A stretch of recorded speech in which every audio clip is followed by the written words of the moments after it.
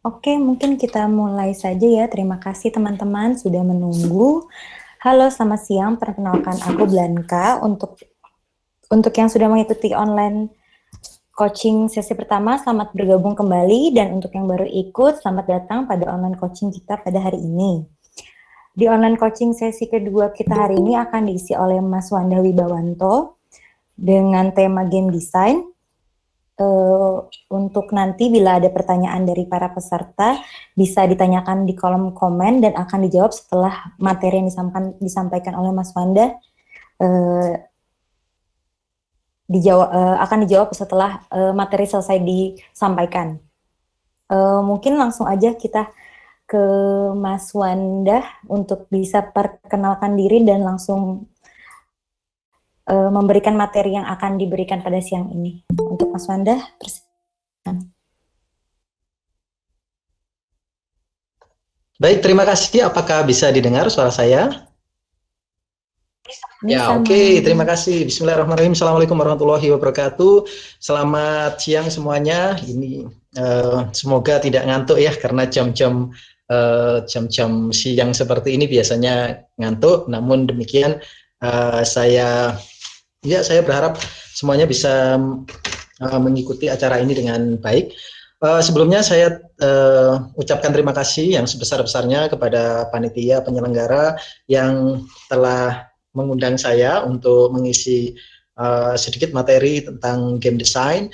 Dan kemarin juga ada beberapa, saya menyarankan untuk ada pemateri beberapa yang mungkin lebih expert daripada saya, tapi panitia ya udahlah nggak apa-apa lah gitu ya. Jadi pada kesempatan ini saya mohon izin untuk menyampaikan sedikit sekali pengetahuan saya di bidang game design. Jadi kalau ada kurang lebihnya nanti saya mohon maaf ya. Oke, saya akan share screen. Jadi saya akan share presentasi saya.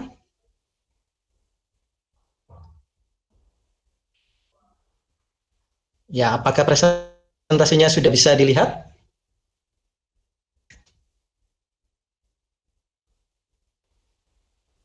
Bisa dilihat ya presentasinya? Halo? Belum. Belum muncul, Mas. Oh, udah. Sudah. Oke, ya. Baik. Jadi materi yang akan dibawakan adalah namanya adalah game design, terus kemudian nama saya ada di depan. Mungkin bagi yang belum mengenal, biasanya itu yang mengenal saya sebagai game developer adalah game developer yang sudah berumur ya. Umurnya mungkin kisaran 35 tahun ke atas lah ya. Kalau yang masih muda, yang usianya mungkin baru 25 tahun ke bawah, mungkin jarang mendengar nama saya. Tapi kalau yang sudah lama mungkin pernah atau beberapa kali mendengar saya.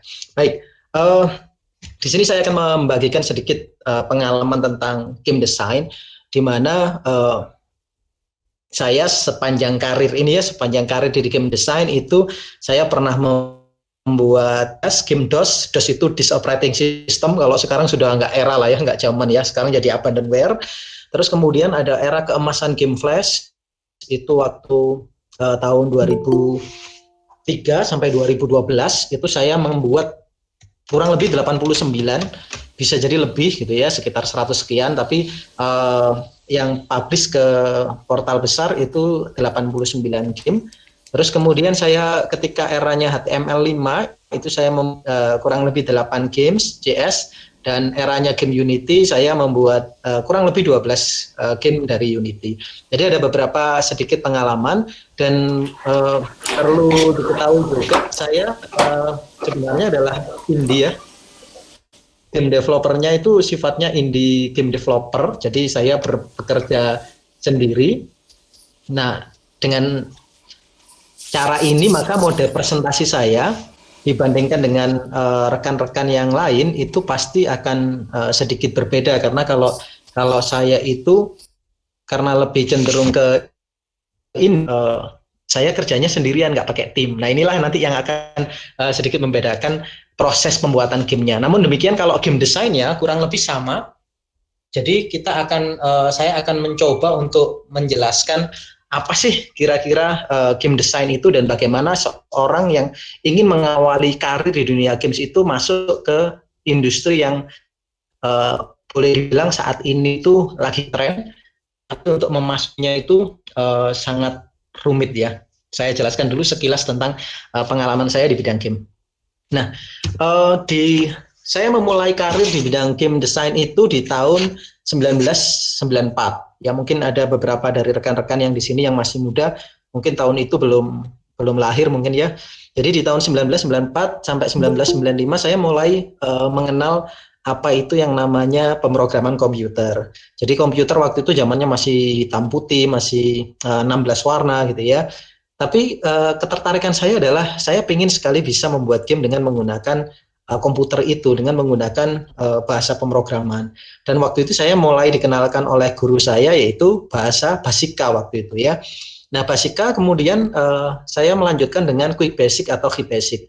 Dari situ saya ingin membuat sebuah aplikasi sederhana yang sangat sederhana sekali yaitu game ya bergerak ke kanan ke kiri saja, never endless game ya kayak Subway Surfer gitu tapi yang versi super basic, versi super sederhana, warnanya pun hanya 16 warna dan seterusnya. Jadi saya belum tahu apa itu game design. Saya hanya membuat berdasarkan keinginan dan membuat hanya berdasarkan fun saja, hobi. Nah, di tahun 96 ya sampai tahun 2000 itu di saat saya mulai SMA, kalau tadi itu SMP ya, saya belajar pemrograman Basica itu SMP. Nah, ketika saya menjelang SMA di tahun 96-97, itu saya mulai belajar tentang Pascal. Nah, Pascal ini jauh lebih hebat lah daripada Basic. Bahkan sampai sekarang pun saya masih sering melihat banyak teman-teman itu jadi programmer Pascal, bahkan masuk ke Android dan sebagainya masih pakai Pascal. Di sini yang menarik adalah Pascal ini bisa warnanya bisa lebih banyak, yaitu bisa berapa waktu itu 256 warna. Ya, kita bisa mengelola 256 warna. Terus kemudian kita sudah bisa mengelola gambar dari luar, jadi mengimport gambar sudah bisa. Kemudian kita bisa menggunakan mouse. Nah, akhirnya saya mencoba untuk membuat sesuatu yang lebih kompleks waktu itu. Jadi saya membuat tool sendiri, saya punya tools untuk membuat gambar sendiri, saya memiliki tools untuk mengembangkan istilahnya waktu itu TPU ya, Turbo Pascal Unit, sebuah kode yang digunakan untuk membuat sebuah aplikasi, untuk mempermudah membuat aplikasi. Dan di tahun ini saya masih membuat game-game yang sederhana ya, game-game era DOS, era-era DOS operating system. Jadi membuat game Arkanoid sangat mudah ya, game pingpong, bola pantul, ding tang nih seperti itu. Ini sangat sederhana sekali. Kita tidak perlu kode yang terlalu rumit dan disinilah saya mulai belajar kompleksitas dari membuat sebuah aplikasi atau membuat sebuah game. Nah, klimaksnya atau titik baliknya atau mungkin era yang mengubah jalan hidup saya di saat membuat games itu adalah di tahun 2001. Di situ saya melihat game yang sederhana seperti ini, mungkin Anda juga mungkin pernah gitu ya kalau googling Cat versus Dog. Di situ ada anjing sama kucing yang saling melempar tulang. Jadi game desainnya sangat sederhana. Anda mengendalikan anjing, Anda melempari kucing dan dengan tulang gitu ya. Terus kemudian di situ Anda memiliki bonus, ada lempar 2 kali, ada lempar tulang besar, kemudian ada healing atau menyembuhkan. Nah, game ini yang menarik adalah ukuran filenya sangat kecil, hanya 500 kilobyte. Terus kemudian game ini memiliki grafis yang sangat bagus. Kemudian game ini memiliki suara yang sangat bagus. Nah, hal-hal yang semacam ini yang akhirnya saya memahami bahwa ini game ini keren nih gitu ya. Waktu itu masih belum tahu kalau ini istilahnya game design gitu ya. Ada karakter yang lucu, ada cerita di dalamnya, terus kemudian ada gameplay atau mekanik yang sangat menarik gitu. Meskipun itu dalam kondisi yang sangat sederhana. Nah, dari sinilah saya mulai belajar ingin tahu lebih serius tentang game. Bagaimana sih membuat game yang benar, bagaimana membuat game yang bagus. Dan pada akhirnya saya mencoba membuat game, beberapa game yang pada akhirnya saya menemukan sebuah situs namanya adalah Flash Games 247 ya. Nah, di sini saya mencoba menunjukkan game-game saya dan ternyata game saya ditawar waktu itu. Ini untuk pertama kalinya saya bisa menjual game saya. saya itu ada 5 game, masing-masing game dibeli $75. Waktu itu saya total mendapatkan dari 5 game itu $350. Dikirim via Western Union ya, dan itu Western Unionnya seperti itu. Saya terima uang $350 ini, dan kemudian disinilah saya memahami bahwa saya bisa mendapatkan penghasilan atau menghasilkan income dari yang namanya game, dari membuat game. Dan kalau membuat game pasti iring-iringannya adalah membuat desain game gitu ya, atau game design. Nah, terus saya lanjutkan. Maka di tahun 2005 sampai tahun 2018 pada akhirnya klien yang saya kerjakan gamenya itu ada sangat banyak gitu ya. Saya bekerja untuk freeonlinegames.com, saya membuat puluhan game untuk Spill Games, saya membuat beberapa game stand, beberapa game untuk Armor, untuk game Ninja, untuk King dan sebagainya. Jadi akhirnya dari sini saya mulai belajar membuat game untuk orang lain. Nah, ini ada kesalahan nanti ya di situ ya. Saya membuat game untuk orang lain bukan untuk diri saya sendiri, sehingga saya tidak memelihara IP. Saya memberikan IP saya ke orang lain. Ini kesalahannya di situ nanti. Nanti saya jelaskan di sepanjang presentasi ini ya. Tapi terlepas dari situ, ya saya pasti mendapatkan income yang lumayan gitu ya. Secara finansial tidak ada kendala dari pengembangan game, karena mengembangkan game di saat itu di tahun 2005 sampai tahun 2012 lah, saya batasi 2012, sebelum era game Android, itu menjual game sangat mudah, relatif mudah. Jadi menjual game itu kita bisa cari publisher, kemudian kita jual ke publisher tersebut, publisher bersedia membayar antara rentang $1.000 sampai $20.000, itu tanpa mikir mereka. Jadi mereka bisa membeli. Nah, kalau sekarang game developer ini jumlahnya banyak, template game semakin banyak, kita pakai Unity saja beli template, kemudian kita ganti grafisnya, banyak orang yang sudah ngeklaim dirinya sebagai game developer gitu ya, hanya dengan replace grafik atau reskinning. Nah, ini yang menyebabkan akhirnya publikasi atau pemasaran game itu menjadi lebih, dalam tanda kutip, lebih berat dibandingkan masa itu. Oke, saya lanjutkan. Nah, selanjutnya ada 2 hal yang harus kita pahami gitu ya, tentang game design dan tentang game development, karena keduanya ini adalah term yang berbeda tapi saling berkaitan. Game design adalah coba untuk mengembangkan game, game design itu merancang sebuah game, belum jadi ya, sedangkan game development adalah mewujudkannya. Nah, ini yang harus kita bedakan gitu ya. Jadi ada 2 hal di dalam pengembangan game, ada yang namanya mendesain game, ada yang namanya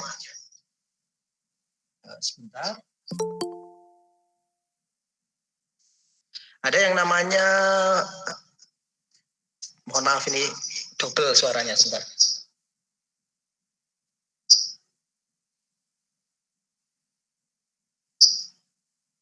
Oke, tes. Oke, sudah nggak double. Ya, jadi ada dua hal di sini, yaitu ada game design sama yang namanya game development. Nah, game design itu sendiri itu adalah kita mulai merancang game apa yang akan kita buat. Kita rancang mulai dari idenya, ceritanya, kemudian ada karakternya, storyline-nya, dan seterusnya. Sementara kalau game development itu adalah kita mulai dari bagaimana sih mengembangkan karakter tadi, mewujudkan karakternya, baik itu 3-dimensional atau 2 dimensi, terus kemudian codingnya seperti apa, suaranya seperti apa, terus publikasinya seperti apa. Nah, itu disebut game development. Jadi ada 2 hal yang berbeda, namun keduanya saling terikat gitu ya. Nah, tahapan yang pertama dari sebuah pengembangan game design itu adalah kita mencari ide. Ini tahap nomor 1 ya. Jadi kalau Anda membaca literasi atau membaca referensi dari sumber-sumber lain, mungkin Anda bisa melihat ada banyak sekali sumber-sumber yang mengatakan nomor 1 adalah story, nomor 2 adalah cerita dan seterusnya. Nah, ini bebas-bebas saja, tidak ada ikatan apapun. Saya hanya berdasarkan pengalaman yang saya jalankan, terus kemudian sumber lain juga berdasarkan pengalaman mereka. Jadi tidak ada yang salah dalam satu metode pengembangan game itu ya. Semuanya benar dan semuanya biasanya berdasarkan pengalaman masing-masing. Nah, di sini berdasarkan pengalaman saya, nomor 1 adalah mencari ide. Dan ide ini yang menarik adalah ide kita bisa berasal dari manapun. Gitu ya, saya bisa mengambil ide dari apa-apa saja yang terlihat di sekitar Anda. Sebagai contoh misalnya, kalau saya berbicara soal ini ya, parkir truk. Saya jalan-jalan ke suatu titik gitu ya, ke sebuah lokasi gitu ya. Ternyata di sana ada orang parkir truk gandengan ya, truk trailer. Dan ternyata parkir truk ini tidak sembarangan, sulit sekali. Berbeda dengan parkir mobil biasa. Kalau parkir mobil biasa mungkin satu kali mundur parkir paralel ya atau parkir seri itu sangat mudah sekali. Tapi ketika parkirnya truk gandengan, ini luar biasa rumit gitu. Saya melihat, kok sulit banget gitu ya. Kalau nggak salah waktu itu di dekat pom bensin itu, orangnya mau parkir truk gandeng gitu. Ternyata kesulitannya luar biasa. Nah, ini kalau ide ini diambil kemudian dijadikan game, pasti seru nih gitu ya. Memang ada sebenarnya game yang seperti Euro Truck Simulator gitu ya, ada Truck Simulator dan sebagainya. Nah, namun demikian waktu itu saya juga ambil referensi juga dari game-game itu, terus kemudian saya coba membuat sebuah game sederhana parkir truk. Yang mana pada akhirnya lahirlah game Ace Tracker sama game 18 Wheelers waktu itu. Nah, game ini sederhana, ada cerita di situ bahwa ceritanya adalah Anda sebagai seorang yang baru pertama kali pegang truk gitu ya, terus harus berlatih parkir truk, kemudian di situ ada 10 level, levelnya adalah berbeda-beda mulai dari level pertama, parkir standar, level 2, ngambil gandengan dan seterusnya, semakin lama semakin rumit dan semakin tantangannya semakin menarik. Nah, ini adalah ide yang sederhana yang dilihat dari sekitar, kemudian kita bisa adaptasi menjadi sebuah desain game yang menjadi lebih unik gitu ya, bisa dijual lah istilahnya seperti itu. Nah, berikutnya kita juga bisa memodifikasi atau mengkombinasikan dari ide-ide yang sudah ada. Pada saat itu saya ingin membuat sebuah game yang bertema Scrabble. Scrabble itu game menggunakan bahasa Inggris, kemudian kita bisa dapat poin gitu ya. Tapi juga saya ingin menggabungkannya dengan yang namanya game match 3. Match 3 itu seperti game yang ada di kanan itu ya, maaf di sebelah kiri. Jadi seperti Candy Crush, kemudian seperti ada banyak sekali sebenarnya match 3. Nah, di situ saya coba gabungkan antara Scrabble dengan match 3.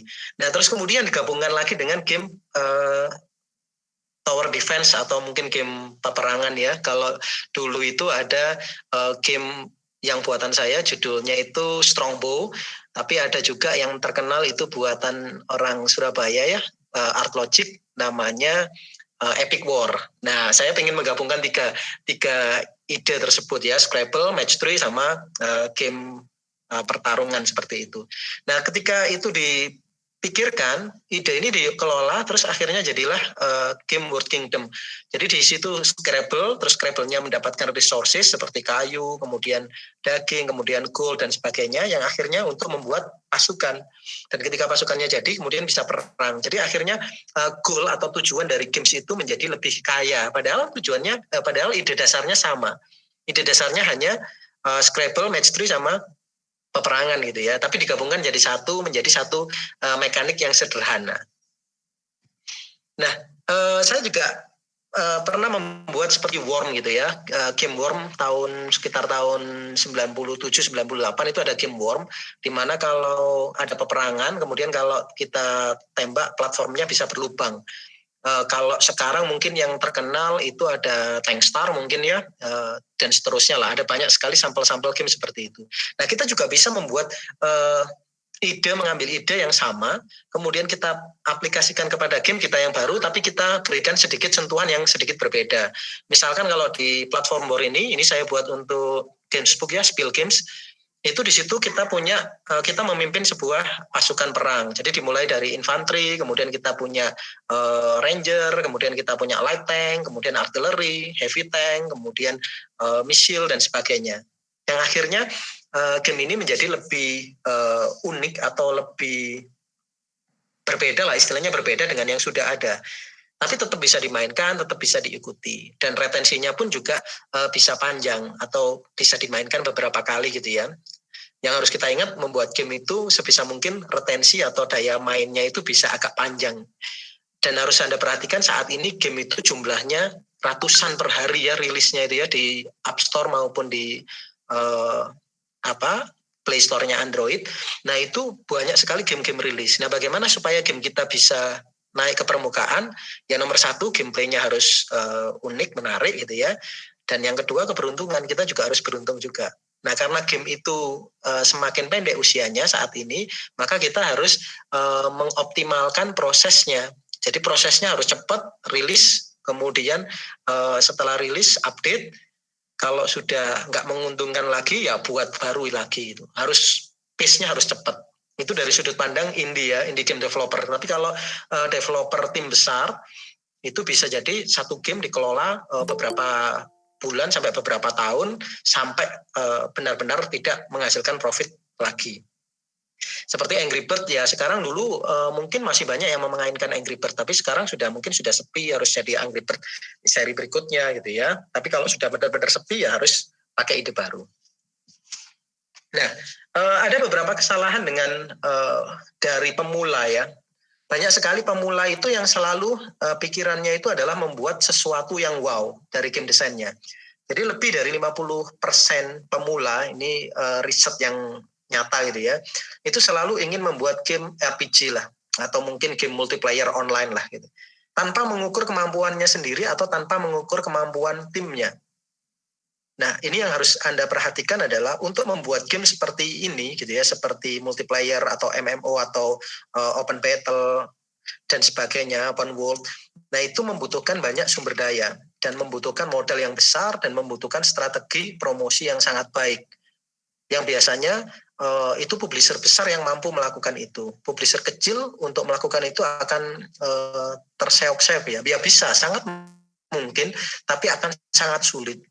Dan bagi saya gitu ya, sebagai seorang game developer indie, saya akan menghindari hal ini. Kenapa? Karena ini baliknya lama gitu ya. Apa itu namanya, untuk menghasilkan profit ini relatif lama dan terlalu beresiko. Kalau bagi seorang indie game developer seperti saya akan terlalu beresiko. Saya membuat terlalu kompleks, akhirnya nggak bisa melanjutkan, malah nggak menghasilkan apapun. Nah seperti itu. Nah ini sebagai contoh ya, saya itu pengen sekali membuat yang namanya game sepak bola ya, game sepak bola ala-ala Pro Evolution Soccer lah. Bayangannya terlalu muluk ya, saya seorang sendirian terus kemudian membuat game ala-ala PES atau FIFA gitu ya.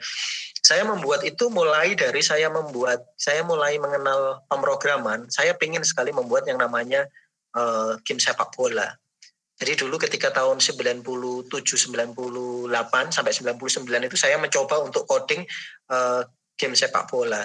Namun karena sulit sekali, maka gamenya saya ubah jadi text-based. Text-based itu kalau Anda pernah nyoba gamenya Kapten Tsubasa ya, yang di Game Boy zaman jadul itu ya. Jadi misalkan ada kick off gitu ya, terus kemudian passing. Nah kemudian di stage berikutnya Anda ada tulisannya, Anda mau passing kemana gitu ya, ada teman-temannya di posisi mana gitu. Nanti ketika di passing nanti kena musuhnya atau mungkin kena tim kita dan seterusnya. Jadi semuanya hanya dilakukan secara linear, tidak interaktif seperti kalau kita main FIFA atau main PES.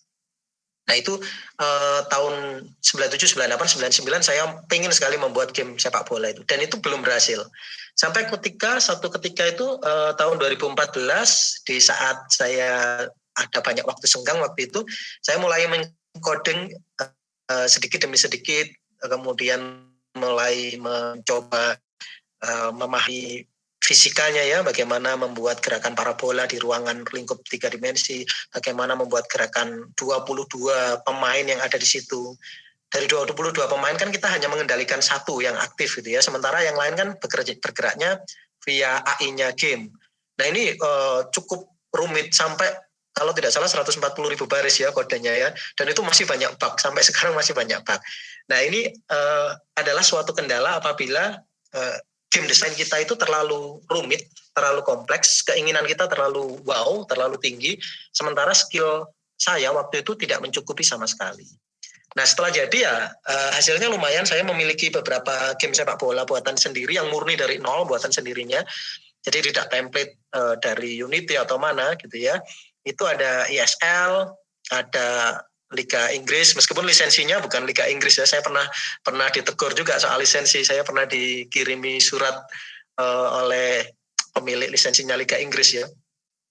Dikiranya saya streaming online tanpa izin, padahal saya itu hanya membuat game sepak bola yang namanya saya plesetkan semua. Jadi tidak mirip ya, Liverpool juga tidak Liverpool seperti itu, tapi saya ubah namanya. Tapi tetap aja kena semprit sama pemilik lisensi. Nah, terlepas dari itu, game desainnya ternyata bisa diwujudkan setelah timnya sudah memiliki skill yang cukup. Nah, berikutnya kita juga setelah nomor 1 yaitu ide, kita juga harus melihat siapakah pemainnya. Nah, banyak sekali game developer pemula itu yang tidak melihat pasar-pasar spesifik ya. Jadi misalkan pasar-pasar spesifik itu siapa? Anak-anak misalkan. Anak kecil yang benar-benar kecil. Jadi misalkan anak yang usianya 10 tahun ke bawah. Ini adalah pasar yang cukup banyak penggunanya gitu ya. Atau pasar cewek, game developer cewek. Misalkan ibu-ibu, pasar ibu-ibu. Nah, ibu-ibu di waktu senggang banyak yang main game. Nah, ini yang banyak sekali yang tidak disentuh. Nah, yang disentuh apa? Pasarnya anak-anak remaja gitu ya, yang laki-laki gitu ya. Jadi mainannya nanti tembak-tembakan, PUBG, Free Fire, terus kemudian Mobile Legends dulu ya, dan seterusnya. Nah, akhirnya nembaknya ke situ. Padahal itu adalah target pasarnya perusahaan-perusahaan gede. Nah, kalau kita mau bersaing ke situ, effortnya berat. Kalau kita punya ide keren, terus kemudian masuk ke pasar yang seperti itu, bisa jadi ide kita akan dibajak dengan mudah oleh mereka dengan cepat gitu ya, dan kita kalah. Nah, lebih baik kalau dari sisi indie, saya akan melihat siapa pemainnya. Oh, saya pemainnya misalkan anak-anak. Saya buatkan ini contoh saja ya. Di layar ini adalah game sim taksi. Gamenya anak-anak banget gitu ya, hanya jadi taxi driver, kemudian Anda ngambil orang, kemudian di drop di tempat lain. Nah, simulasi mobil ini sangat disukai sama anak-anak usia 10 tahun ke bawah gitu ya, simulasi mobil ini. Bahkan anak-anak hanya keliling kota, muter-muter saja itu sudah senang sekali. Dan itu percaya atau tidak, game yang sebelah kiri itu dalam yang versi lama ya, 2 dimensi, itu dalam 1 minggu saya buat itu pemainnya sudah 6 juta orang. 1 minggu 6 juta orang. Sekarang pasti tanpa promosi, bayangkan ya. Itu sudah luar biasa bagus. Sementara yang di kanan itu dibeli oleh Game Ninja waktu itu, saya ditawar $10.000 hanya untuk game sesederhana itu. Ya saya terima waktu itu ya. Ternyata 2 minggu berikutnya saya ditawar sama Armor 14.000. Saya rugi $4.000 dalam waktu 1 minggu karena tergesa-gesa yang 10.000 itu ya. Nah, ketika skill sudah mumpuni ya, ketika skill sudah naik lagi, di situ saya ubah grafiknya menjadi 3 dimensional. Jadi seperti Crazy Taxi, yang sebelah kiri itu adalah Crazy Taxi, bukan buatan saya, buatan Sega. Yang kanan itu adalah Froyo, buatan saya, dan itu targetnya saya sesuaikan dengan anak-anak gitu ya. Jadi khusus untuk anak-anak. Kalau orang dewasa bilang, wah gamemu ini jelek, ya saya cuek aja gitu ya, anak-anak suka kok gitu. Nah, yang ketiga adalah tentang mekanik atau gameplay. Bagaimana sih cara memainkan game? Apakah cara memainkan gamenya ini sangat mungkin diwujudkan oleh sumber daya manusia Anda? Maksudnya seperti ini. Ada sebuah permasalahan besar dalam sebuah pengembangan game ya, yang ini dimana di game design Anda harus memperhatikan bahwa Anda itu punya tim sekuat apa, punya sumber daya manusia sebesar apa. Jadi ketika saya dulu ketika mencoba membuat tim gitu ya, saya memiliki 2 desainer dan 2 programmer. Saya hanya memiliki 4 tim. Suara saya masih beli. Nah, di situ saya bisa melihat bagaimana apakah sumber daya manusia saya mungkin untuk mewujudkan satu konsep tertentu yang ingin saya desain gitu ya. Ketika saya mendesain A, mendesain B, mendesain C, ini sanggup nggak sih desainer saya atau programmer saya untuk mewujudkannya? Nah, ini contoh sederhana saja. Sintaksi yang saya tunjukkan tadi, ini saya mengcodingnya sendiri dalam waktu 14 hari. Sehari, satu hari kerja ya, jadi sekitar jam 9 sampai jam 5 sore, atau kalau lembur ya sampai jam 10 malam gitu ya, tapi kurang lebih itu 14 hari lah kalau di total. Terus kemudian desain level itu 7 hari. Level itu kota, kemudian levelnya dites dan sebagainya. Nah, tim grafisnya bekerja 14 hari juga. Ini standar yang saya lakukan dulu ya, 2 minggu itu untuk coding, 2 minggu untuk pemrograman. Ini paralel ya, bersama-sama, terus kemudian testingnya 2 minggu. Jadi total itu maksimal 1 bulan sampai 40 hari. Itu standar satu game yang saya kerjakan waktu itu.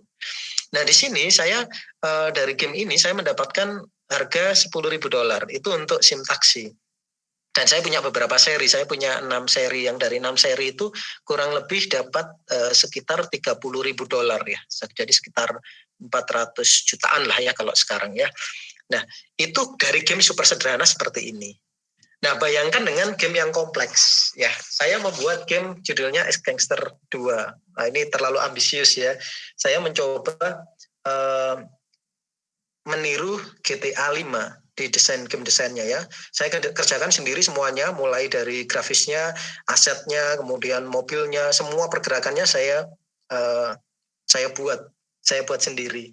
Nah, ketika saya buat sendiri di sini ada yang salah di situ ya, bahwa sistem permainan yang kompleks itu belum tentu bagus ya. Yang sederhana biasanya malah bagus. Nah di sini game ini malah pernah selesai, tidak pernah rilis, sudah banyak yang menawar waktu itu ya, tapi tidak pernah rilis dan hanya ada trailernya saja. Nah Anda bayangkan yang sederhana tadi bisa mendapatkan sekian ribu dolar, yang sekompleks itu Anda tidak selesai karena tidak kunjung selesai, maka Anda tidak mendapatkan apapun dari situ. Nah ini yang harus diperhatikan ketika kita membuat game design, bahwa mekanik yang harus Anda buat itu harus yang sesuai dengan timeline, sesuai dengan budget, sesuai dengan sumber daya yang dimiliki. Nah ini contohnya yang X Gangster 2 itu ya, di mana di situ ada visual effect, ledakan, kompleksitas, bahkan Anda bisa masuk masing-masing bangunan itu bisa Anda masuki, kemudian Anda bisa merebut, ya macam-macam lah seperti GTA 5 lah. Anda bisa melakukan sesuatu yang kompleks. Mau jadi orang baik bisa, mau jadi orang jahat bisa, dan seterusnya. Nah tapi karena semakin kompleks, semakin lama pengerjaannya, dan ada titik waktu tertentu yang jenuh, menjadikan jenuh. Dan ketika jenuh, dan karena ini tidak ada tuntutan apapun, karena indie ya, akhirnya gagal rilis. Masih ada filenya gitu ya, tapi saya mau nyentuh itu sudahlah gitu ya. Oke, saya next. Nah, sepanjang karir akhirnya saya membuat game-game yang relatif sederhana, tapi ada banyak desain di sana. Ada Gangster Life, itu seperti X Gangster tadi, tapi untuk perusahaan lain. Ada simulasi-simulasi, mulai simulasi jadi pedagang lemonade, ada simulasi untuk keselamatan gitu ya. Jadi Anda menjadi tim SAR, Anda menjadi pemelihara kuda, Anda menjadi macam-macam. Game olahraga ada sepak bola tadi, ada tenis, ada sepeda BMX waktu itu, kemudian ada game petualangan dan sebagainya. Saya tipikal orang-orang yang mencoba mengeksplorasi semua jenis gameplay. Jadi saya coba berbagai macam gameplaynya. Jadi ada banyak sekali game yang sudah dihasilkan, dan rata-rata game desainnya adalah game desain yang relatif sederhana dan bisa diwujudkan dalam waktu yang cepat gitu ya. Nah, terkait dengan itu, maka dalam membuat sebuah game itu saya biasanya akan menyiapkan yang namanya tools untuk pendukung gitu ya. Memang saat ini ada Unity, dan Unity atau Unreal itu sudah sangat bagus, sangat powerful gitu ya. Kalaupun kita pakai yang selain Unity atau selain Unreal, ada Godot, ada Game Maker, ada banyak sekali gitu ya tools-tools yang sekarang, atau authoring tools yang memang benar-benar sudah disiapkan untuk membuat game. Nah, namun demikian waktu saya membuat itu ya, ada beberapa kali saya menemui kendala bahwa saya harus membuat tools terlebih dahulu untuk level building misalkan. Kalau Anda main Game Maker atau mainnya RPG Maker atau mainnya di Unity, sudah ada beberapa plugin untuk Unity ya yang bisa membuat level design gitu ya. Nah, sementara di saya dulu ketika mengembangkan game itu saya coba buat dulu. Saya buat level desainnya, kemudian saya buat editornya gitu ya untuk mempermudah. Jadi saya mencoba untuk menyederhanakan proses. Dan ini kalau nanti di di game desainnya, nanti Anda bisa memikirkan itu. Contoh sederhananya seperti ini ya. Saya yakin Anda semuanya tahu game Super Mario 2 ya, Super Mario Bros yang zaman dahulu kala dibuat tahun 80 sekian. Nah, game itu yang sangat fenomenal, yang sangat legendaris itu ya, itu ukuran filenya adalah 43 kilobyte. 43 kilobyte ini kecil sekali, nggak ada, ya sekarang itu sak gambar aja bisa ribu-ribu kilobyte ya. Satu foto yang Anda ambil pakai HP Anda itu 4 mega rata-rata sekarang. Nah ini dia hanya 43 kilobyte. Waktu itu saya bingung kok bisa kecilnya seperti itu ya. Kok bisa ukurannya seperti itu padahal levelnya ada 8 level, masing-masing 8 level ini ada 3 level lagi, 3 sub level. Berarti ada 24 sub level. Bahkan kalau saya jejer-jejer, saya screenshot gitu ya, level 1 saja panjangnya itu sekitar kurang lebih 15.000 pixel. Kalau dijadikan ukuran file gambar itu sudah beribu-ribu kilobyte gitu ya, sekian megabyte. Padahal hanya satu level, jelas nggak logis tuh gimana caranya. Game desainnya bagaimana ini, game logiknya atau mekaniknya seperti apa. Ternyata ya menggunakan teknik-teknik yang luar biasa gitu ya, membuat engine sendiri, membuat tool, di mana tool itu nanti akan menghasilkan tiling, dan akhirnya level yang banyak itu bisa disingkat menjadi sebuah struktur yang sangat sederhana menggunakan array misalkan gitu ya. Jadi ada teknik pengubinan atau teknik tiling. Nah ini yang akhirnya dari mempelajari itu seiring waktu, mempelajari teknik tiling yang akhirnya saya buat sendiri toolnya, meniru apa yang dilakukan oleh developer sebelum saya. Nah di situ akhirnya bisa jadi beberapa aplikasi seperti itu ya, beberapa aplikasi untuk pembuatan peta ini. Nah, yang belum saya buat waktu itu adalah RPG. Saya ingin sekali juga membuat RPG ya. Di antara semua game itu, saya belum pernah membuat yang namanya RPG. Yang akhirnya dari sini saya mencoba untuk mengembangkan tools-nya untuk RPG dan akhirnya membuat game RPG. Dan ini saat ini kalau untuk mengembangkan game RPG saya hanya mengedit tool-nya itu sendiri, terus kemudian karakter sama ceritanya saja, sama background-nya saja, soal engine-nya atau mekaniknya sudah siap semuanya gitu. Nah, ini adalah hal-hal yang bisa dilakukan oleh seorang game designer seiring perjalanan waktu. Jadi nanti teman-teman itu seiring perjalanan waktu bisa mulai memilah-milah, mulai menyederhanakan proses, mulai mengetahui bagaimana proses itu bekerja, sehingga pada titik tertentu Anda bisa membuat sebuah tools, Anda bisa membuat sebuah perangkat yang mempermudah proses Anda selanjutnya. Proses untuk maintenance game Anda selanjutnya seperti apa itu jauh lebih mudah. Gitu ya. Oke, saya lanjutkan. Nah, seorang game designer yang baik gitu ya, seorang game designer yang baik itu Anda harus memahami bagaimana sih game itu dibuat sesuai budget, SDM dan waktunya. Nah, Anda perhatikan di sebelah kiri ya, di sebelah kiri itu ada game truk parkir tadi yang 2 dimensional top view. Ini yang membuat namanya Pavel Zuk. Pavel Zuk ini yang membuat Toss the Turtle. Jadi kalau Anda lihat game aplikasi di Android Toss the Turtle yang melemparkan kura-kura jauh ya, game ini hanya game sederhana seperti itu. Ada nama saya di situ juga karena saya ikut terlibat di dalamnya. Nah di situ Toss the Turtle ini dalam 2 tahun terakhir lumayan banyak penggunanya ya, yang download juga cukup banyak, in-app purchase-nya juga cukup berfungsi dengan baik, income harian itu rata-rata masih 300 sampai 1.500 per hari, kalau ada update baru bisa 200, bisa sampai $2.000 per hari ya in-app purchase-nya. Dan itu dia membuat, waktu itu si Pavel ini membuat yang sebelah kiri, game parkir truk. Sederhana sekali, tapi game ini juga cukup populer waktu itu. Nah, saya coba mengeditnya dengan menjadikan 3 dimensi tadi. Terlepas dari saya melihat ide parkir tadi, saya juga terinspirasi oleh game lama yang cukup sukses. Nah, di sini mekaniknya akan ada banyak hal gitu ya, terkait dengan mekanik dari game itu sendiri. Kalau Anda menggunakan fisik atau collision yang disediakan oleh Unity, oke. Itu juga bisa digunakan gitu ya. Di Unreal juga ada collider dan sebagainya. Nah, tapi di sini saya mencoba untuk membuat sesuatu yang lebih sederhana supaya apa? Gerakannya lebih ringan. Nah, di situ saya mencoba membuat aplikasi ini membuat sebuah perhitungan menggunakan teknik 2 dimensional. 2 dimensi itu menghitungnya jauh lebih mudah daripada 3 dimensi, jauh lebih ringan. Nah, akhirnya aplikasi yang saya buat ini ukurannya relatif kecil, kemudian sangat ringan dan tidak boros memori, yang akhirnya performanya menjadi lebih bagus. Nah, itu ya contohnya. Jadi truknya itu warna merah, di situ ada titik-titik hijau, itu sensornya, sensor dari truknya itu sendiri. Terus kemudian ada objek-objek atau obstacles-nya itu juga warna-warna putih itu ya. Jadi kalau sensornya itu nyentuh obstacles-nya, secara otomatis dia akan terdeteksi sebagai nabrak gitu ya, dan permainan akan diulang. Nah, ini hal-hal semacam ini yang game designer itu harus mulai melihat potensi timnya ya. Timnya ini kalau membuat seperti ini kira-kira mewujudkannya seperti apa. Jadi harus banyak diskusi dengan tim. Nah, saya menempatkan grafis di posisi keempat gitu ya. Grafis ini bukan di posisi 1, yaitu ide atau posisi 2 tadi pemainnya, atau di posisi ketiga mekaniknya, tapi di posisi keempat karena grafis itu lebih cenderung ke aspek estetis ya.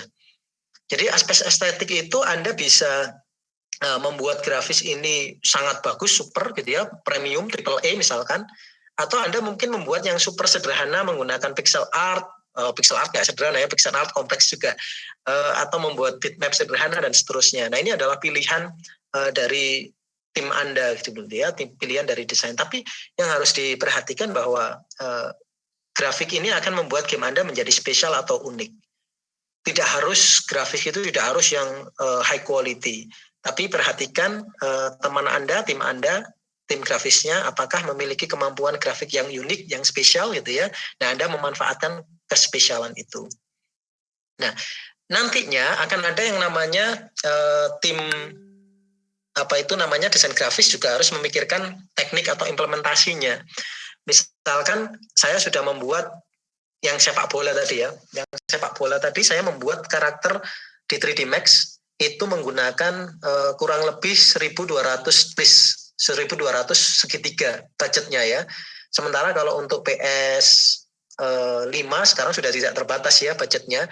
Kalau untuk PS4 itu trisnya budgetnya per karakter rata-rata masih sekitar 300.000 sampai 500.000. Nah, sementara di tempat saya hanya 1.200. Bayangkan ya, perbandingannya jauh sekali. Sehingga karakter itu tidak bisa detail. Atau istilahnya itu low poly atau kotak-kotak. Nah, di sini juga sama. Ketika Anda membuat desain apapun, Anda pikirkan itu ya, ke bagaimana sih karakternya, bagaimana nanti karakter ini ketika diterapkan. Apakah Anda menggunakan teknik real-time rendering atau pre-rendered atau apa-apalah gitu ya. Nah, ini di dalam game design Anda harus memikirkan dari awal. Sebagai contoh untuk yang sim taksi itu saya buatnya pakai 3D Max, tapi di sini saya gambarnya saya pre-render, saya render dulu menjadi grafik, kemudian grafiknya saya pecah beberapa kali menjadi 100 pixel kali 100 pixel, kemudian saya tata ke layar itu menggunakan teknik tiling. Nah, hasilnya adalah saya bisa membuat sebuah area atau membuat level yang sangat besar, tapi dengan ukuran file yang sangat kecil dan gerakan yang sangat ringan. Gitu. Ada banyak sekali orang-orang yang membuat gamenya itu memperhatikan grafisnya mewah sekali, tapi akhirnya performanya di layar itu putus-putus atau kurang bagus. Nah, ini yang harus kita perhatikan.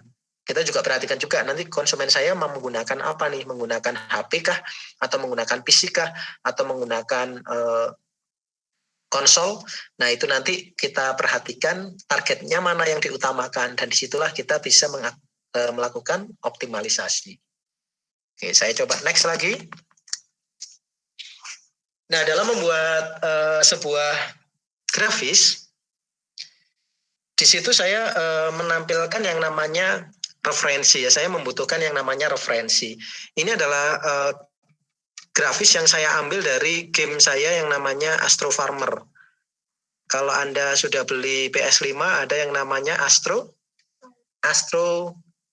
Playroom ya, Astro Playroom. Kalau punya saya namanya Astro Farmer. Sedikit karakternya hampir mirip, saya nggak tahu juga. Padahal punya saya ini saya buat tahun 2013 kalau nggak salah ya. Nah, terlepas dari itu, di sini saya ketika membuat grafisnya, ketika membuat desainnya, di situ saya membuat referensi beberapa referensi. Game ini mirip sekali dengan Harvest Moon, mirip sekali dengan game-game simulasi pertanian seperti Sim Farmer. Terus kemudian di situ ada perkembangan bibit-bibit. Jadi bibit dari biji sampai ke tanaman tumbuh, sampai tanaman berbunga, sampai tanaman berbuah, buahnya matang, sampai tanaman mati itu dibuat semuanya. Ada sekian ratus bukan sekian ratus ya, sekian puluh bibit kalau tidak salah, ada sekitar 47 sekian bibit gitu ya. Dan masing-masing bibit ini saya cari referensinya. Terus kemudian di situ ada gambar sapi, ada kambing gitu ya, ada kuda. Nah di situ nanti disesuaikan dengan karakter apa yang ingin disasar gitu ya. Karena ini sasarannya adalah anak-anak, maka gambarnya lebih ke arah ke lucu, bukan ke arah realis. Nah ketika diimplementasikan, maka di situ saya mencoba mencari gambar referensi ini, kemudian diimplementasikan kepada sebuah grafiknya low poly, kemudian teknik pewarnaannya menggunakan teknik pewarnaan yang juga cukup sederhana. Terus kemudian ketika diimplementasikan ternyata hasilnya juga cukup unik gitu ya. Jadi karakter ini bisa berinteraksi dengan pemain itu dengan cara yang colorful, tapi memorinya sangat rendah yang dibutuhkan. Jadi secara teknis itu game Astrofarm ini sangat ringan untuk dijalankan. Nah, saya lanjutkan lagi bahwa gaya visual itu ketika Anda mendesain sebuah visual, Anda perlu juga mengantisipasi yang namanya performer dari games. Maksudnya seperti ini. Kita sebagai seorang game developer gitu ya, atau sebagai seorang game designer itu harus memikirkan nantinya ya, apakah ketika saya mendesain sebuah open space misalkan, ketika saya membuat sebuah area, apakah area ini bisa ditampilkan dengan baik di layar pengguna atau layar pemain? Apakah pemain ini tidak mengalami kesulitan ketika menampilkan atau mendisplay gambar? Kesulitan di sini dalam artian grafiknya mungkin lemot gitu ya, lambat, putus-putus, atau mungkin kalau HP-nya jadi cepat panas, memorinya dimakan banyak, baterainya cepat habis, atau mungkin tidak bisa terload secara sempurna. Nah ini harus dicari performa grafisnya. Nah maka di situ saya menggunakan teknik low poly dan tile texture. Tile texture itu artinya untuk membuat rumput dan jalan setapak yang ada di situ, saya hanya menggunakan tekstur kurang lebih hanya 128 kali 128 kalau tidak salah ya, dan sebanyak 4 tekstur saja. Coklat tua, coklat muda, hijau tua, hijau muda. Kemudian dengan menggunakan teknik alpha channel di situ nanti menggunakan ini ya, shader ya. Itu nanti bisa dikelola sedemikian rupa sehingga teksturnya itu seolah-olah satu desa itu beda-beda semua. Padahal konsepnya hanya ada 4 saja. Hanya coklat tua, coklat muda, hijau tua, hijau muda. Nah tapi dengan sentuhan tadi itu ya, dengan teknik itu tadi, akhirnya bisa jadi satu desa penuh. Dan ini apa yang terjadi? Memorinya tidak butuh banyak. Desainnya bisa tampil secara optimal. Saya tidak menampilkan maksimal ya, tapi optimal. Nah maka jadinya cukup bagus. Nah berikutnya, yang mungkin terakhir nih ya dari game design versi saya, itu adalah karakter utama dan penceritaan. Ada yang meletakkan ini di awal, ada yang meletakkan karakter utama dan penceritaan ini di awal. Tapi karena saya tidak ahli bercerita, maka saya letakkan di akhir gitu ya. Jadi apapun jenis gamenya, Anda membutuhkan yang namanya penokohan dan cerita. Karena ini sangat penting. Game sederhana seperti Angry Bird pun itu punya cerita, punya tokoh.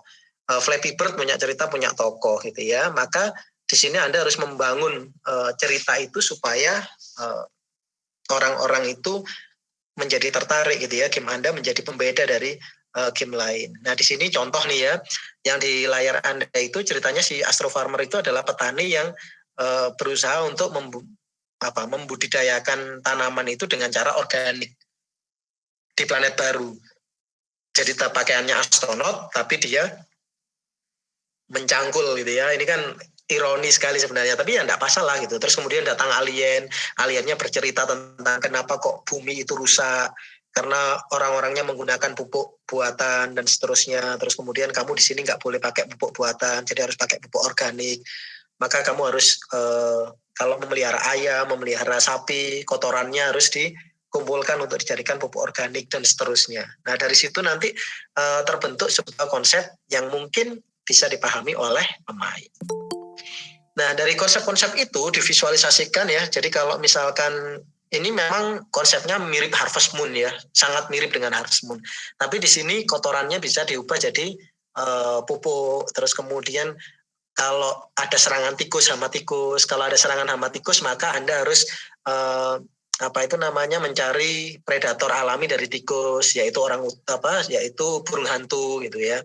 Terus kemudian Anda bisa mengeksplorasi tanaman-tanaman lokal. Nah, yang Anda lihat di kanan bawah itu tanaman salak gitu ya. Salak ya lokal Indonesia dan seterusnya. Jadi masih membawa storyline-nya, tetap membawa kekhasan dari Indonesia, tapi disentuh dengan gaya-gaya secara global. Ada 4 musim dan seterusnya.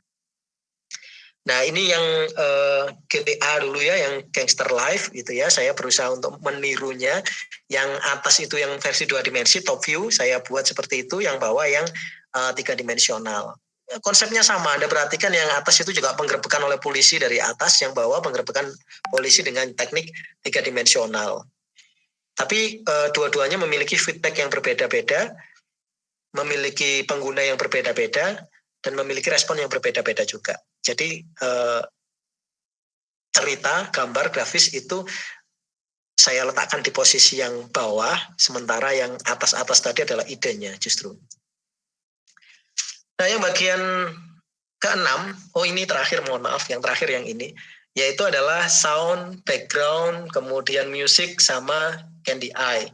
Jadi di situ kalau kita itu mau membuat sebuah game, efek-efek seperti partikel, kemudian ada efek api dan sebagainya, ini biasanya saya paling akhir meletakkan itu. Saya biasanya di game design saya letakkan paling akhir, dan ketika sudah selesai saya tinggal menyesuaikan sesuai dengan kebutuhan.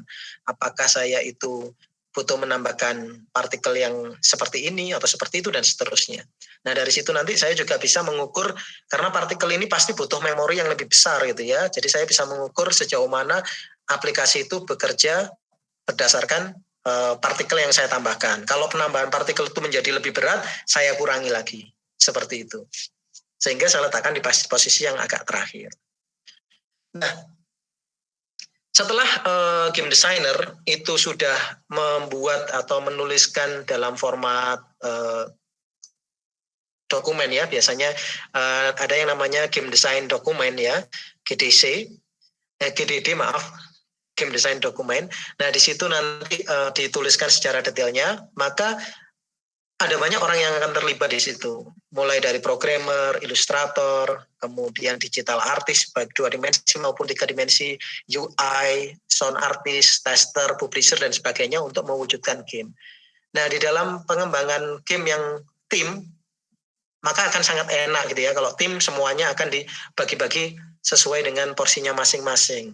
Tapi kalau itu indie, 1-2 orang mungkin gitu ya, atau mungkin sendirian saja, maka ini bisa dihandle oleh 1 orang saja, which is itu sangat sulit untuk dilakukan gitu ya, meskipun bisa tapi sangat sulit.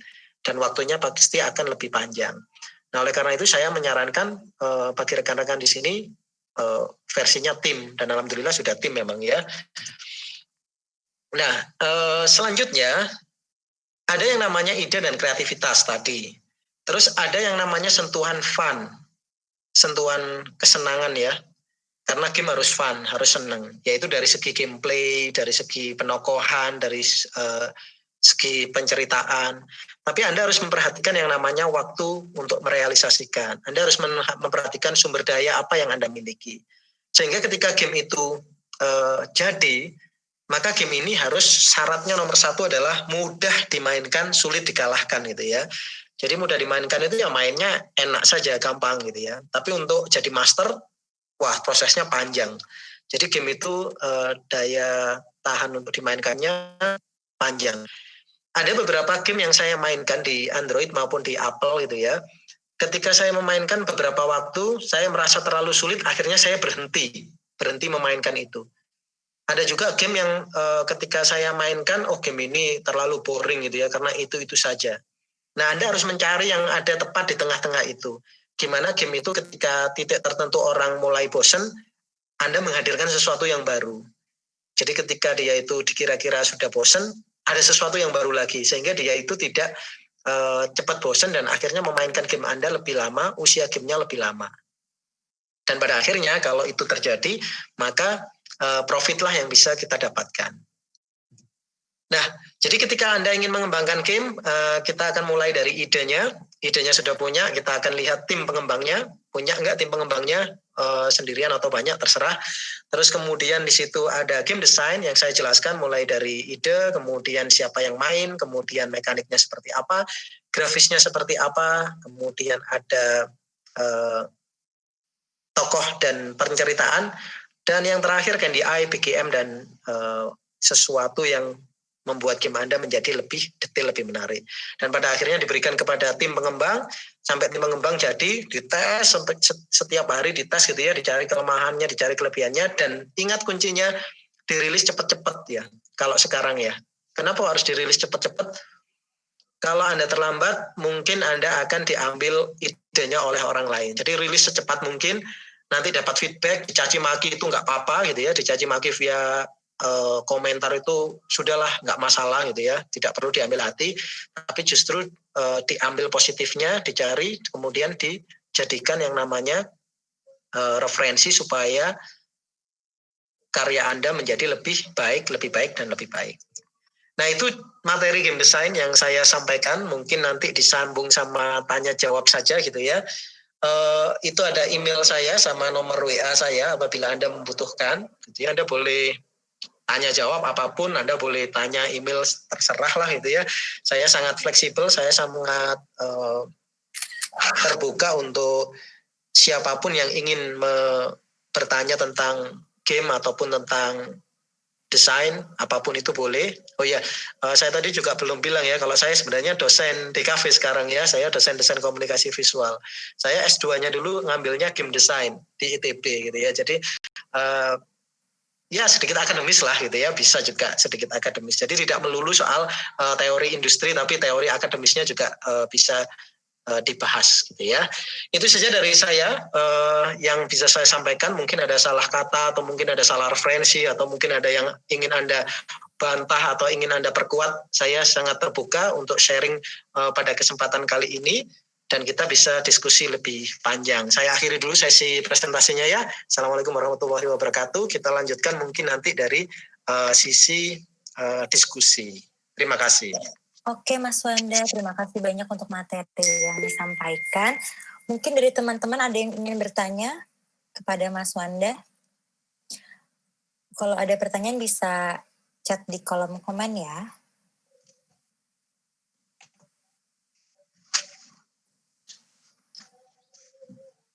Oh udah ada, ternyata udah ada pertanyaan satu nih Mas Wanda di kolom chat. Oke, ya. Arif. Ya, saya baca langsung ya, saya jawab mungkin ya. Oke, jika kita sendiri menjadi game developer dan memiliki kekurangan desain grafis, apakah ada tool untuk mempermudah? Apabila ada lisensi gratis, misalkan gambar, background, kemudian cara mencantumkan bila sumbernya banyak. Oke, yang pertama-tama harus diperhatikan adalah dalam mengembangkan game kita memang harus mengapresiasi yang namanya intellectual property ya. Intellectual property itu hasil kecerdasan yang dibuat atau hasil kreativitas yang dibuat oleh seseorang. Jadi kalau saya membuat karakter atau saya membuat musik atau saya membuat sebuah gambar kemudian dipakai oleh orang lain meskipun saya merilisnya gratis, maka saya ingin dihargai gitu ya dengan cara menuliskan nama saya. Nah, menuliskannya di mana? Anda bisa dikredit. Kalau Anda lihat televisi ya, melihat film misalkan. Kalau Anda melihat film itu di bagian belakang ya, di bagian belakang itu kan ada ribuan orang yang ditulis namanya. Semuanya ditulis. Nggak peduli dia itu supirnya lah, tukang cateringnya lah, semuanya ditulis jadi satu. Nah, kenapa kok seperti itu?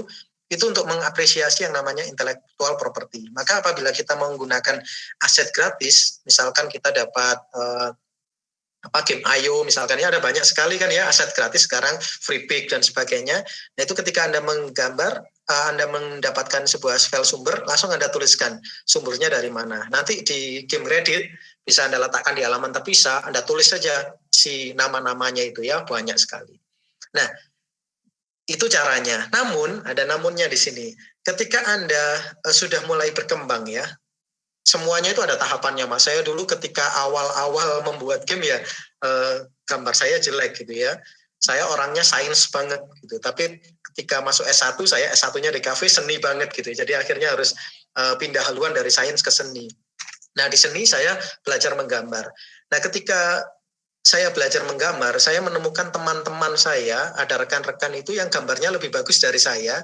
Nah, ini akan saya jadikan tim. Jadi saya bergabung. Maka menjadi seorang indie game developer itu bukan berarti saya indie sendiri saja, enggak. Tapi kadang-kadang saya juga memiliki tim, tapi timnya masih yang namanya kecil gitu ya. Saya masih punya tim grafis, saya punya tim suara, tapi kecil sekali tim saya. Saya tidak pernah memiliki tim sebesar perusahaan-perusahaan yang ada di Indonesia, mungkin yang AGT yang kantornya super besar gitu ya, atau mungkin Artlogic waktu itu, atau mungkin ada ya ada banyak sekali game developer di Indonesia yang sangat berlian ya saat ini. Dan itu berbeda sama saya waktu belajar awal-awalnya. Nah, apakah ada tool untuk mempermudah kita? Saat ini Anda semua game developer di Indonesia itu sangat dimanjakan sama yang namanya teknologi ya. Ada banyak sekali. Anda ingin membuat model 3D, beli mudah, murah. Terus kemudian Anda ingin membuat, sudah tidak harus lagi membuat dari nol. Sudah ada karakter generator yang sangat bagus dan seterusnya. Oke ya, itu jawaban dari pertanyaan Mas Arif ya. Berikutnya ada tulisan, ada pertanyaan dari Mas Yanto Melehoy gitu ya. Bagaimana cara membuat Mobile Legends atau Free Fire? Wah, membutuhkan apa saja? Yang jelas membutuhkan modal yang besar ya. Membutuhkan modal yang besar itu dalam artian server. Karena multiplayer. Multiplayernya itu saya beri contoh sederhana seperti ini Mas ya. Mungkin nanti akan membuka pola pikir Anda, apakah Anda tetap akan membuat seperti Mobile Legends atau Anda membuat sesuatu yang lebih sederhana. Dahulu kala, tepat di tahun 2009, Indonesia itu memiliki game online yang super keren namanya Nusantara Online. Mungkin Anda pernah dengar, mungkin tidak gitu ya, tapi Anda coba cari, mungkin ada jejak-jejak digital di sana. Nusantara Online ini keren sekali, game multiplayer, tipenya adalah MMORPG, terus kemudian karakternya adalah karakter Nusantara, 3D-nya super keren, saya jamin super keren sekali di era 2009. Terus kemudian dia menggunakan server, tapi sayangnya servernya terlalu idealis ya, menggunakan semua made in Indonesia, semua servernya pun dibuat oleh timnya sendiri. Apa yang terjadi? Lagging ya, ada jeda. Jadi misalkan kalau Anda membuat Free Fire, Anda nembak musuh, musuhnya sudah meninggal di layar Anda, di tempat lain musuhnya masih pecicilan, masih jalan kemana-kemana, ke sana ke sini. Karena apa? Servernya ada delay. Apa yang terjadi? Si Nusantara Online yang dananya hampir 3 miliar waktu itu mohon maaf akhirnya harus ditutup gitu ya. Ini kan sayang sekali. Kenapa? Karena modalnya memang butuh besar, perawatannya besar, maintenance-nya besar. Jadi apa yang dibutuhkan? Yang pertama adalah tim yang kuat, modal yang gede, kemudian teknologi yang mumpuni, server dan sebagainya. Nah, server yang kuat ini modalnya pasti besar, pasti besar. Katakanlah Anda mau buat dedicated server saja, itu per bulannya Anda minimal harus mengeluarkan uang sekitar 2 jutaan. Minimal ya. Nah, ini modal yang gede. Kalau Anda ingin membuat sesuatu, saya sarankan mulailah dari sederhana, nanti kalau modalnya gede baru bisa membuat seperti itu. Ya. Terus kemudian ada, apakah text-based game bisa monetisasi? Jika iya, bagaimana caranya? Hampir semua game itu bisa dimonetize. Hampir semua game bisa dimonetize ya.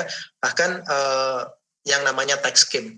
Terkait dengan Futura, chatbot, kemudian ada text game, sebenarnya ada potensi ini sekaligus menjawab pertanyaannya Mas Naufal ya.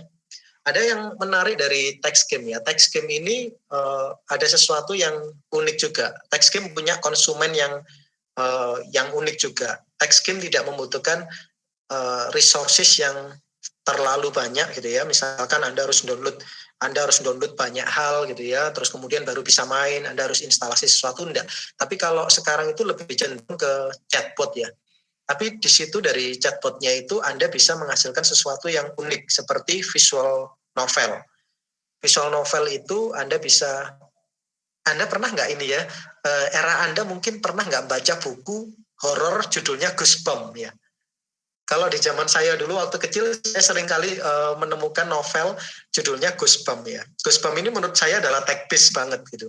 Jadi misalkan Anda membaca cerita horor. Oke, setelah Anda membaca cerita horor, dari tengah-tengah Anda diberikan opsi. Anda mau bergerak ke kanan, ke kiri, atau ke depan. Ada 3 opsi. Kalau ke kanan nanti Anda buka halaman sekian. Kalau ke kiri buka halaman sekian. Kalau lurus buka halaman sekian. Nah ini sebenarnya kalau di chatbot ini kan tinggal go to saja ya. Anda tinggal set pergi ke frame berapa atau pergi ke halaman berapa. Nah ini yang unik di sini. Orang-orang itu melalui game text-based seperti itu juga banyak sekali yang dalam tanda kutip itu pingin istilahnya itu pingin mengeksplor lebih jauh. Dahulu kala ya, saya kalau bicara dahulu kala ini mungkin sekitar tahun 2005-2006 gitu ya, karena itu sudah 15 tahun yang lalu ternyata. Nah di tahun 2005-2006 itu ada game text-based juga namanya Travian. Mungkin Anda pernah dengar juga namanya Travian, sampai sekarang pun masih ada.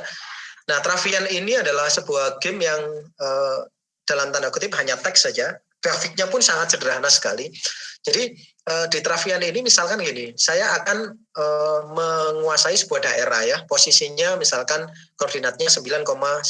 Itu koordinat X sama koordinat Y-nya sebuah tempat gitu ya. Nah, di situ ada sumber dayanya. Sumber dayanya ada emas, ada beberapa sumber daya seperti emas, kemudian ada kayu, ada padi atau makanan, dan seterusnya. Nah, yang menarik dari sini, user itu dapat membangun pasukannya. Semua juga text-based ya. Jadi misalkan saya membangun spearman sekian, itu nanti ada detiknya. Jadi satu spearman itu buatnya 1 jam atau 2 jam dan sebagainya. Nah, kalau orangnya nggak sabar, Anda bisa pakai monetize, jadi Anda bisa bayar untuk skip gitu ya, jadi langsung beli pasukan sekian gitu ya. Nah, apa yang terjadi? Anda punya banyak pasukan, Anda serang. Nyerangnya pun juga hanya dalam bentuk tulisan ya, misalkan kerajaan A menyerang kerajaan B, kemudian kerajaan A memenangkan dengan posisi sekian-sekian, ada hitung-hitungannya, tapi semuanya dalam bentuk teks. Ada gambar sedikit kalau Anda menggunakan chatbot yang ada di sini gitu ya, itu bisa ditambahkan yang namanya gambar. Kalau dulu pasti gambarnya masih sedikit sekali. Dan apa yang terjadi?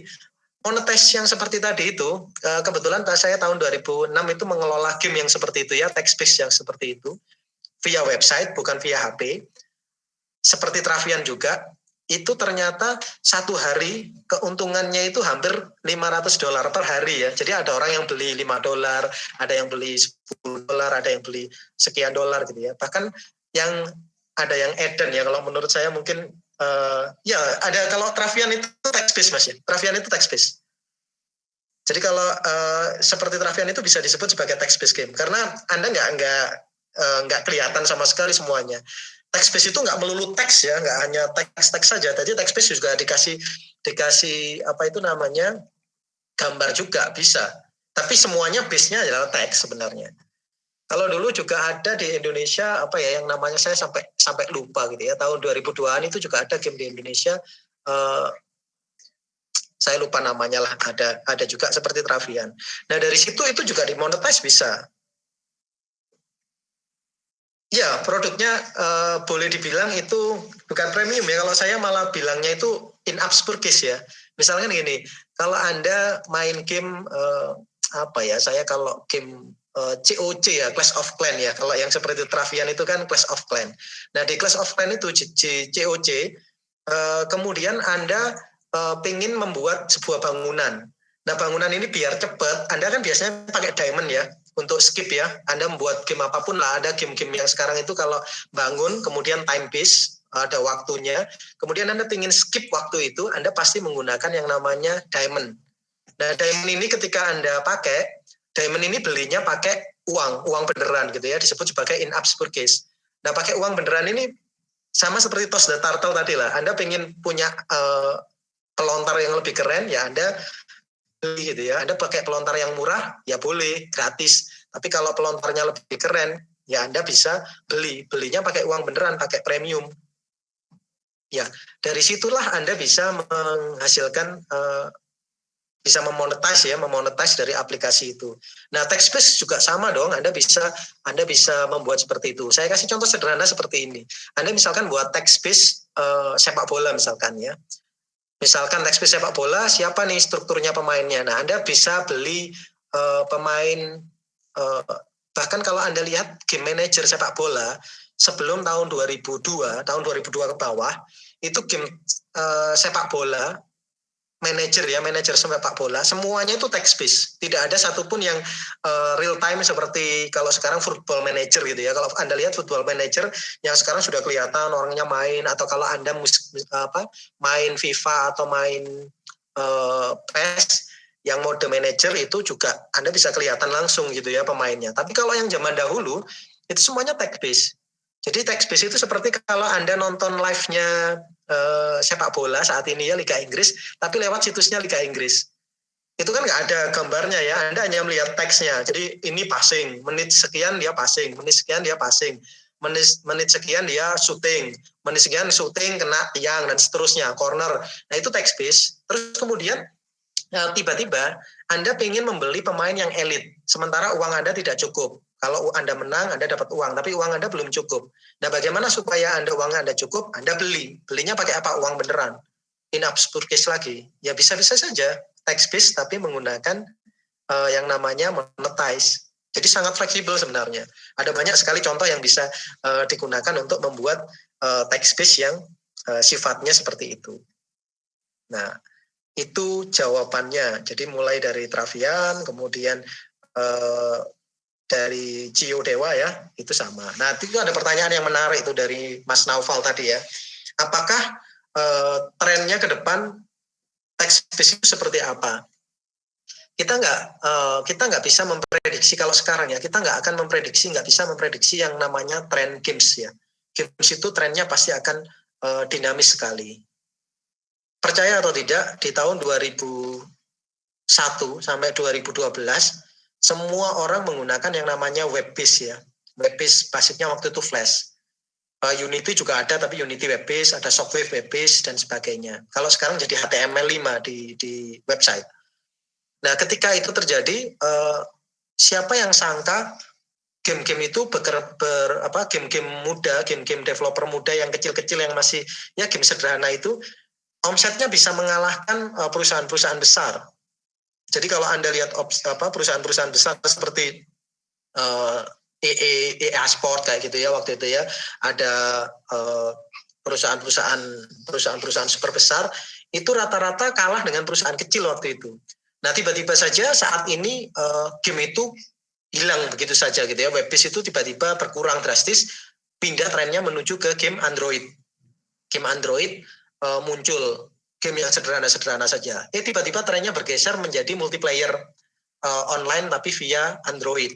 Muncullah Free Fire, Clash of Clans, Mobile Legends, kemudian ada macam-macam. Bahkan yang dulu terkenalnya Dota itu di PC, akhirnya Dota harus pindah versi ke HP gitu ya, menjadi seperti Mobile Legends dan sebagainya. Nah, terus kemudian yang dulunya Counter Strike via PC, tiba-tiba pindah ke Free Fire via HP. Nah, ini kan ganti lagi. Sehingga kita tidak bisa memprediksi apakah sebuah game itu memiliki masa depan yang bagus atau tidak gitu. Tapi ada satu hal yang menarik nih ya dari text-based ya. Saat ini perkembangan dari chatbot itu sangat luar biasa luas. Luasnya itu dia tidak hanya berdiri sebagai game aplikasi saja, tapi berdiri sebagai aplikasi pendamping. Maksudnya apa? Maksudnya gini, kalau Anda misalkan buka Tokopedia, Anda buka Shopee, Anda buka Facebook, Anda buka website apapun gitu ya, kadang-kadang ada yang namanya chatbot di situ. Anda bisa ngechat di situ ya. Nah, ketika ada chatbot di situ, mungkin Anda bisa menyisipkan game Anda di sana. Gitu. Jadi seiring perkembangan chatbot yang semakin banyak variasinya dan semakin banyak penggunaannya, maka potensi itu juga akan muncul di sana. Ini sama, kita juga ketika HTML5 muncul ya, HTML5 muncul itu tahun 2004. yang memperkenalkan Apple waktu itu. Karena Apple waktu itu pemilik Apple ya waktu itu masih benci sama yang namanya Flash. Waktu itu benci banget sama yang namanya Flash karena katanya Flash itu nggak secure ya. Ya bener sih memang nggak secure. Tapi apa yang terjadi, si HTML5 yang waktu itu diperkenalkan dengan nama Canvas ya, ini perkembangannya lambat sekali, nggak agresif, nggak progresif. Sementara Unity, saya pertama kali mengenal Unity itu tahun 2007. Waktu itu tim Unity yang hanya 6 orang kalau tidak salah berkunjung ke kantor kami di Dubai sana, di Emirat. Waktu itu saya masih bekerja di Dubai, di Emirat. Nah ketika bekerja di situ saya bertemu dengan yang namanya timnya Unity ini. Nah apa yang terjadi? Mereka menawarkan, ini loh masa depan dari games. Masa depan dari games di dunia itu nanti pakainya Unity. Waktu itu ya kami nggak percaya gitu. Kami nggak percaya kalau ya semua orang pasti bilangnya seperti itu masa depannya games. Tapi ternyata benar. 10 tahun berikutnya, 2016, game itu mayoritas dibuat oleh Unity untuk yang di Android ya, mayoritas. Meskipun ada yang pakai Visual Studio, pakai Godot, pakai apapun juga ada beberapa, tapi mayoritas ini presentasenya cukup tinggi gitu ya. Nah, sehingga game-gamenya sekarang berubah seperti itu, 3 dimensi, made by Unity, dan seterusnya. Nah, sementara text game, apakah text game ini bertahan? Text game ini kemunculannya mulai mulai awal komputer ya, mulai komputer muncul akhir tahun, setahu saya ini ya, akhir tahun 80-an, tahun 89 sekian, itu sudah mulai ada text based. Ketika saya belajar komputer, banyak sekali yang namanya game-game teks saja. Jadi misalkan Anda mau pergi kemana, klik ini, jalan ke sana, klik ini, jalan ke sana gitu ya. Dan itu masih text based banget gitu. Dan itu juga menarik, menyerap banyak perhatian orang. Bahkan boleh percaya atau tidak, ada yang namanya seperti GTA gitu ya. Saya lupa nama gamenya karena terlalu lama. Saya mainkan tahun 97. Itu juga text based tapi kayak GTA gitu ya. Jadi misalkan Anda mau mencuri bank, Anda harus menyiapkan tembaknya, amunisinya berapa gitu ya. Terus kemudian diketik-ketik saja dan itu nanti akan muncul respon-respon dan gambar-gambar sederhana yang menunjukkan apa yang Anda lakukan. Jadi seperti visual novel tapi sangat interaktif dan itu text game. Dan menurut sejarah gitu ya, sejarah game ini yang panjang ini, sampai sekarang text game itu masih bertahan dan masih banyak penggunanya dan masih banyak menarik perhatian. Tinggal formnya saja yang mungkin sedikit berubah gitu ya, karena ada penambahan fitur-fitur yang lebih banyak gitu, lebih kompleks gitu ya. Kurang lebih seperti itu. Adakah pertanyaan lagi yang lain terkait dengan ini? Gimana teman-teman? Ada lagi yang mau ingin bertanya?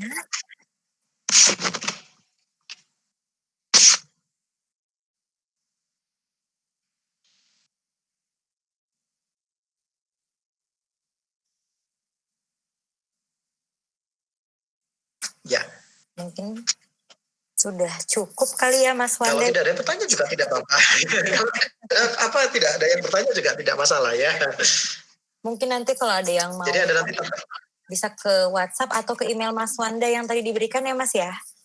Betul, silakan, saya persilahkan. Itu sangat fleksibel, sangat open ya untuk siapapun. Setiap hari ada saja yang mengirimkan email gitu ya untuk tanya-tanya dan sebisa mungkin saya jawab. Kecuali kalau weekend, biasanya weekend jawabnya agak telat. Tapi kalau weekdays jawabnya cepat gitu ya. Oke, mungkin akan kita selesaikan aja untuk sesi hari ini. Terima kasih banyak untuk Mas Wanda udah mengisi coaching online pada hari ini dan juga mau berdiskusi bersama para peserta hari ini ya Mas. Dan aku juga mau info untuk teman-teman, besok akan ada online coaching terakhir bersama Mas Anton di jam 10 pagi dan juga technical meeting di jam 3 sore ya teman-teman. Nanti link akan diinfokan lagi di grup untuk bisa diaksesnya pada link apa. Mungkin sampai di sini aja teman-teman dan Mas Wanda. Mohon maaf juga bila ada yang kurang dari kami. Futura, terima kasih banyak. Sampai bertemu di online coaching besok teman-teman. Bye-bye. Terima kasih juga Mas Wanda untuk waktunya hari ini. Ya, terima kasih. Assalamualaikum warahmatullahi wabarakatuh. Ya.